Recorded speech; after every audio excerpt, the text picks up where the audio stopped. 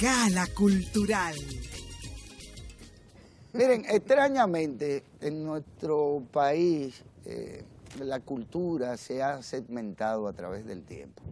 Como si aquella noción de cultura, de que primero cultura somos todos, no fuera exacta o correcta. O como que solo determinados aspectos del arte o de la actividad de nuestro país pues merecieran ser consideradas como parte del ámbito cultural. Por eso hoy nosotros tenemos la intención de compartir con ustedes, con nuestro editor deportivo, el editor deportivo no solo de Ojalá, sino del Canal 4, el señor Lalo Gómez, a quienes ustedes conocen perfectamente. Porque lo ven a diario. Porque el deporte, y no solo que conste, no solo Lalo, la pelota profesional, ha sido siempre parte importantísima de la cultura del dominicano. El dominicano es alegre, es deportivo, es competitivo y por demás siempre le ha dado razones al pueblo dominicano para elevar por encima de cualquier circunstancia su autoestima. Bienvenido, Lalo. Así que quedamos quinto ahora en los Juegos Centroamericanos. Gracias por la invitación. No, y es que de hecho, cultura no es solo lo que se aprende leyendo. Cultura no es poesía, cultura no es literatura. Solamente literatura. Cultura no es literatura. El deporte cultural. No, es que los pueblos, de hecho por eso uno dice que el que tiene mucho viaje, o sea, que el que viaja mucho tiene muchas culturas, tiene conocimientos culturales, porque va conociendo las diferentes culturas de otros pueblos. El deporte es arte, es cultura. De hecho, el comunicar deporte, por ejemplo, es arte. Y lógicamente que también es cultura. Y uno se da cuenta hasta con la diversidad de personalidades que tú te encuentras en el medio. Gente que muchas veces viene, por ejemplo, del Cibao, peloteros y atletas en términos general, que vienen del Cibao, y tú lo oyes hablando, tú dices, este puede tener todos los millones y puede haber llegado donde sea, y va a seguir teniendo la cultura cibaeña. Sí, su cultura. Eso es cultura. Sí. ¿A qué se debe que hay tantos? Yo creo que no solamente los dominicanos, es consustancial al ser humano la práctica deportiva. Y la práctica deportiva es milenaria, ¿no? Se da cuenta de la antigüedad, de que jugaban pelota, de que había lucha, de que había un coliseo, de que había una visión lúdica, ¿no?, del ser humano. No solamente en la República Dominicana somos deportistas, del mundo deportivo. Y uno se da cuenta a través de los programas deportivos internacionales. Mira, el deporte ha sido tan importante desde siempre para los pueblos, que cuando tú te fuiste a la antigüedad, cuando el barón Pierre de Coubertin comenzó a pensar en los Juegos Olímpicos, por allá por 1890, en 1896 se hace la primera versión en Grecia. Desde ahí comienza la antorcha o el fuego olímpico a pasearse cuando viene un evento grande. Tú viste ahora mismo en los centroamericanos, sí, el fuego, la antorcha, se pasea por diferentes ciudades y por diferentes países. La gente muchas veces no sabe el significado de este paseo. Y eso también es cultura. En la antigua Grecia, la antorcha comenzó a pasearse anunciándole al mundo que había que hacer tregua en la guerra, porque venían los Juegos Olímpicos. Cesaba la guerra, se hacían los Juegos, terminaban los Juegos, todo el mundo competía y compartía, y luego a proseguir con la guerra, después que terminaban los Juegos. Así. Es como hasta ahí es de importante el deporte para la humanidad. Así es. Y no solamente eso, el deporte como espacio de socialización para promover valores. de humanidad, de fraternidad y de unión entre los pueblos. No, pero es que es así. Ahora, hay una preocupación y es mundial. Y yo te voy a comentar esta noticia porque ha trascendido internacionalmente. Antes de ayer en España, en un juego de unos hinchas fanáticos, hubo una persona muerta, hay otra muy mal herida. Y esos casos de fanatismo llevado al extremo, ¿no?, y pasiones desbordadas, han convertido ciertos deportes en espacio para la violencia. Esa relación deporte, violencia y cultura. Eso es el fanatismo. Eso lo da precisamente el fanatismo. Y el fútbol, el balompié, que siempre hemos dicho, aunque Guillermo no está de acuerdo, que es el deporte más popular del mundo, es el que mayor pasión intrínseca arrastra en los fanáticos, en los hinchas, como tú decías. Y mira que la FIFA ha tratado y la FIFA ha trabajado, ha reglamentado. Si hay una organización que trabaja en tratar de limpiar, incluso ellos tienen el fair play, incluso como instaurado como un premio. El juego limpio lo tienen como instaurado como una premiación. Exactamente. Precisamente buscando la manera de limpiar el juego, pero también de que eso se extrapole a las graderías. Y lamentablemente el fanático del fútbol, sobre todo en pelota, son pocos los casos que se han dado. Se han dado aquí, por ejemplo, aquí mismo se han dado algunos casos. Hace unos años en Santiago, en una final ahí Águila y Escogido. Pero son muy mínimos los casos de violencia que se dan en los otros deportes con relación al público, fútbol, a la relación público. Y eso es por la pasión, es porque es el juego que... ¿Cuánta gente se ha suicidado después de su equipo perder en fútbol? Eso no pasa en los otros deportes. No, y en Argentina... ahí se matan a cada rato. A cada rato hay... Claro, está claro que tu madre del play no es la madre del barrio, ¿verdad? No, lógico. O sea que lógico. Nosotros lo sabemos culturalmente eso. ¿De qué ustedes están hablando? Yo no entendí. En el play... Además se está riendo. No, es que en el play se dice de todo. Tanto entre los fanáticos y entre los propios peloteros cuando se da un conato. Cuando se da un conato de pleito, tú ves que un pelotero, aunque tal vez allá en Grandes Ligas sean compañeros, aquí están de frente, uno en el Escogido y otro en el Licey. Si te pasaron una bola cerca, a ti no te importa quién te la pasó. Y si te la pegó, peor aún. Tú siempre haces la magia y el aguaje de que quieres pelear. Claro, que dicen los propios peloteros que en pelota es fácil pelear, porque tú lo único que tienes que dar primero. Si tú diste primero, ya ahí viene el molote, te desapartaron y el pleito se acabó. Ahí tú puedes decir lo que tú quieras. La mamá del play...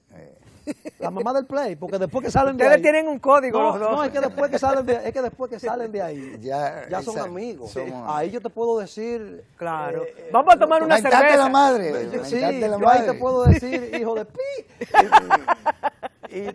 Pero se quedó en el play. Sí.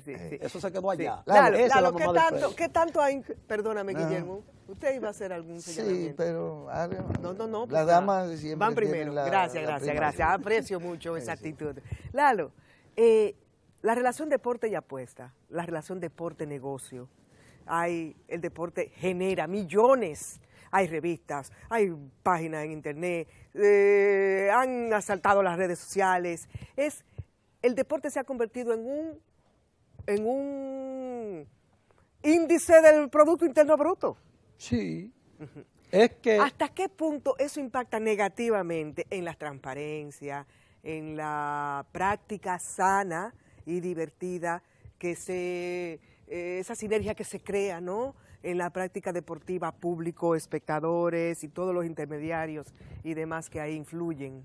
Mira, las apuestas como tal algunas veces han tenido cierta influencia y eso se ha dado, por ejemplo, en el fútbol. En Italia, hace unos cuantos años, a la Juventus, incluso lo descendieron a la segunda división, lo suspendieron porque se comprobó que habían incurrido en artimañas para arreglar partidos.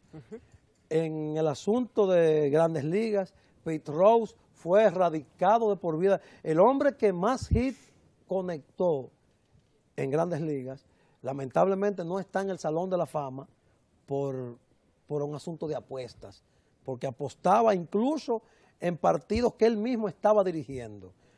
Aquí, que las apuestas han trascendido menos en ese aspecto, hace unos 6, 7 años hubo 3 peloteros que se vieron en cierto momento involucrados en que estaban aparentemente ligados al negocio de las apuestas.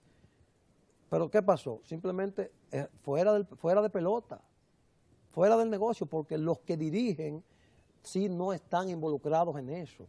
Y lamentablemente se van a dar algunos casos aislados. Pero con lo que tú decías de que el deporte se ha convertido en parte del... ¿En un producto de mercado? Sí, es que los hombres, mayormente, ¿qué es lo primero que toman de las páginas de los periódicos?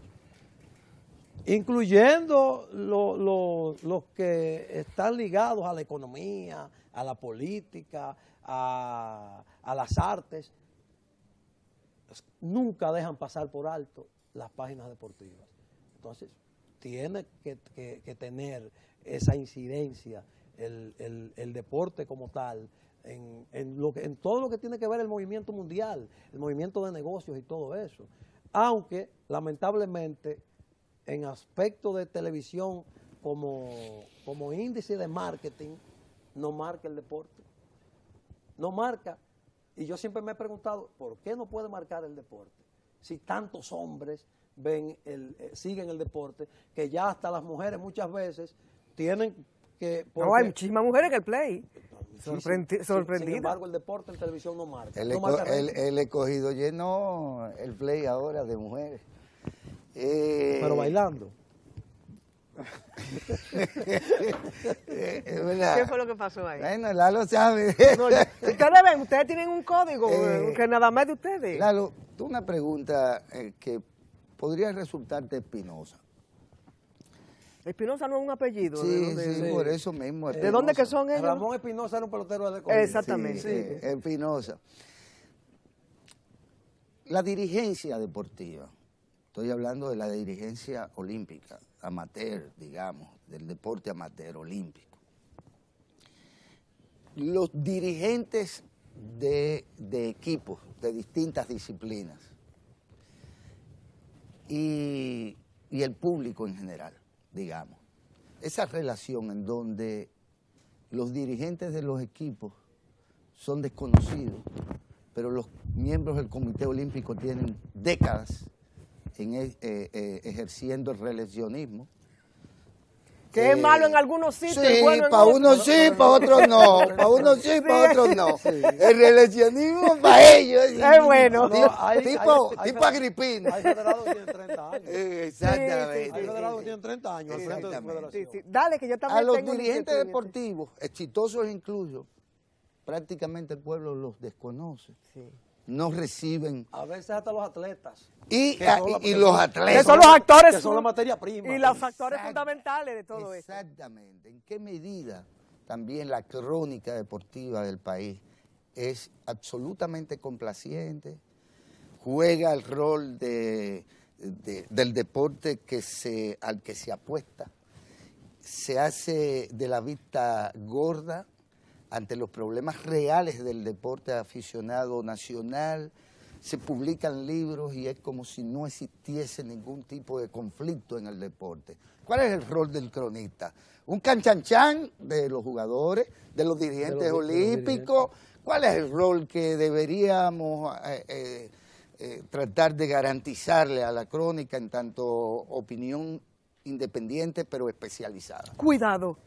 Te ha condicionado la respuesta. Ese es el punto, el asunto de complaciente. Muchas veces complaciente porque, o como decimos en el argot popular, tienen sus picoteitos, o tenemos nuestro picoteíto con algunos de esos dirigentes.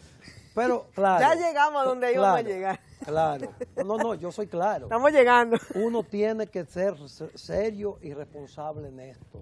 Lamentablemente, la mayoría, todo lo bueno lo hace el que le paga.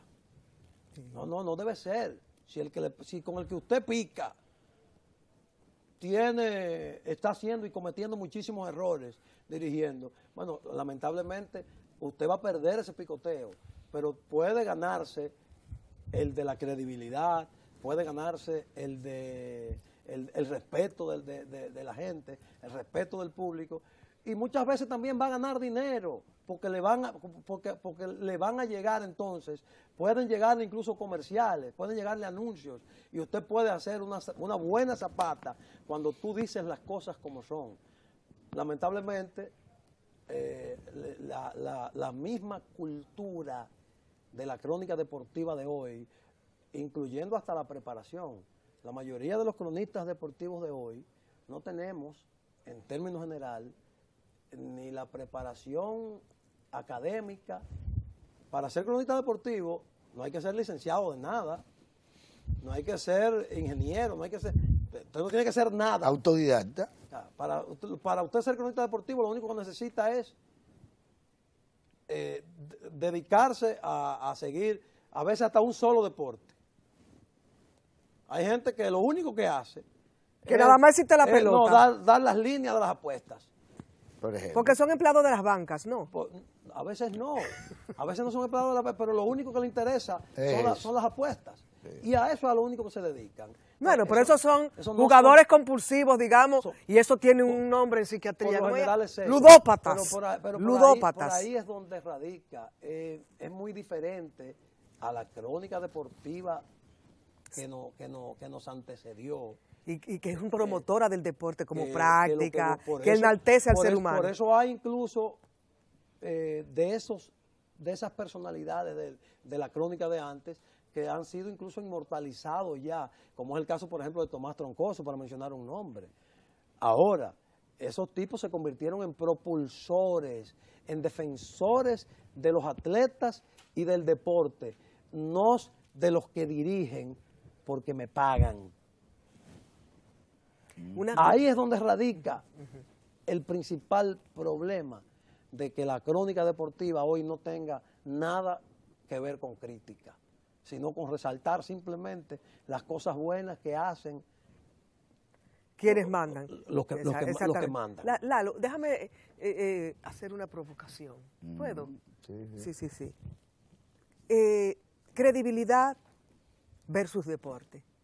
Confiabilidad, lealtad, ya que hablaste de responsabilidad, voy a usar esa palabra también, versus es deporte. Es un compromiso social lo que tiene todo el que tiene el privilegio de esto. Esta introducción es para llevarte a lo siguiente. Hubo hechos en el deporte dominicano y de las grandes ligas, como el caso de Sammy Sosa y el bate aquel. Pero ese es un caso dominicano. Recientemente se descubrió que unos atletas de alto rendimiento olímpicos en España tenían una clínica para para doparse, ¿no? Y en procesos que son ilegales y que violan principios del ejercicio olímpico. ¿En qué manera mina eso la credibilidad sobre el deporte y la credibilidad sobre los atletas de alto rendimiento? Mira, hay casos particulares en los que tú tienes que decir, me engañó. Lance Armstrong, por ejemplo. El ciclista. Ganó 7. Pero es una decepción muy grande. 7 veces el Tour de Francia. Y después de muchísimas veces decir que no se había dopado, terminó aceptando que sí. Ese nos engañó a todos. Pero lo que pasa es... Alex Rodríguez, por ejemplo, muy querido por los dominicanos y los jóvenes. Es que se ha vuelto tan competitivo y entonces los atletas tienen una ambición desmedida por el dinero. No es simplemente por los números. Cuando esos peloteros y esos atletas se dopan, no es simplemente porque ellos están interesados en dejar un legado en el terreno de juego. Es porque entienden que es de la única forma que pueden ganar millones rápido. Entonces, la ambición desmedida por el dinero. Pero no solo en el deporte, en otras áreas de la vida también. En todas las áreas es lo que provoca. Y corrompe, y realmente, desvirtúa. Y realmente que ya sí es verdad, que no hay ninguna credibilidad. Yo particularmente, a mí me preguntan, ¿cuáles peloteros no se han dopado? De los que estuvieron en el proceso ese desde que destapó José Canseco la caja de Pandora, hasta que la Major League comenzó, y todavía siguen dopándose, pero hasta que la Major League el basquetbolista puertorriqueño, por ejemplo. Hasta que la Major League comenzó a poner controles, para mí todos. ¿No estarás siendo un poco...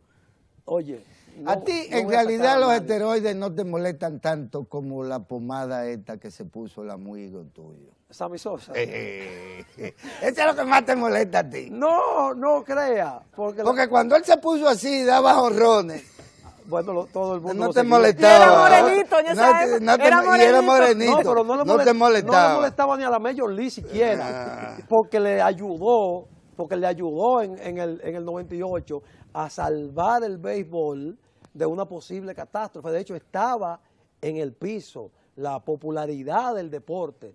Cuando esa carrera por los jonrones en el 98 de Maguire y Sammy, todo el mundo, incluyendo a los que dirigen, y ellos sabían claro, que eso era a base de que era... Porque eso se veía. Eso no, pero ¿y la corredora atleta española, apellido Domínguez?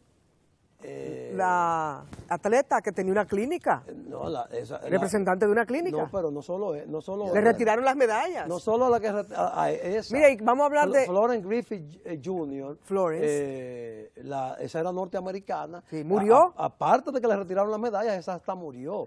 Sí, un ataque cardíaco. Como han muerto algunos prospectos a lo calladito, incluso dominicanos, por inyectarse hormonas que son inyecciones para caballos, y se la ponen a muchachitos de 14 y 15 años. Dios mío. Para volverlos monstruos, para hacerlo crecer como pollo con Conflex, sino para hacerlo crecer como pollo de granja. Exacto. Pero mira, yo propongo que se te invite de nuevo. De nuevo. Porque a mí me gustaría hablar de una relación que ha dañado mucho la práctica deportiva y otros ámbitos de la vida.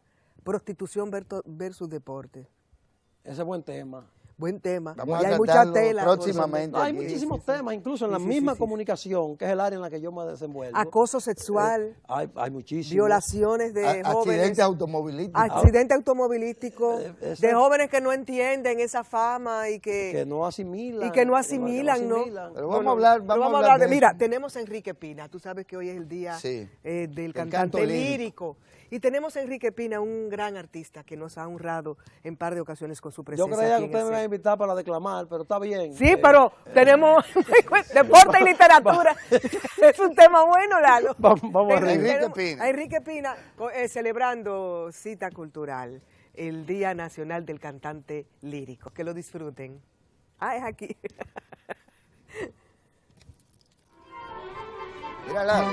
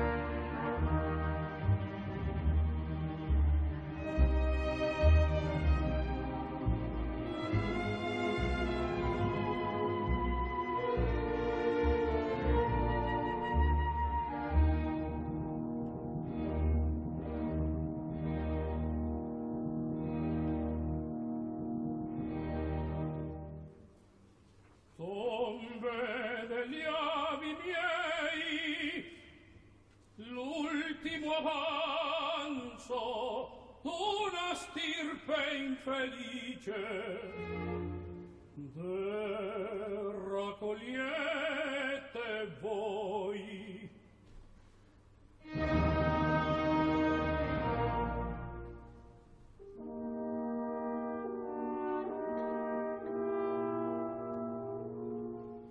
Cesso dell'ira il breve fuoco, sul nemico acciaro abbandonar vivo. Per me la vita è orrendo peso, l'universo intero è un deserto, per me senza lucia. Difatti tuttavia splendi il castello, ma scarsa fu la notte al tripudio. Ingrata donna, mentre io mi struggo in disperato pianto, tu ridi esulti accanto al felice consorte. Tu delle gioie in seno, tu delle gioie in seno,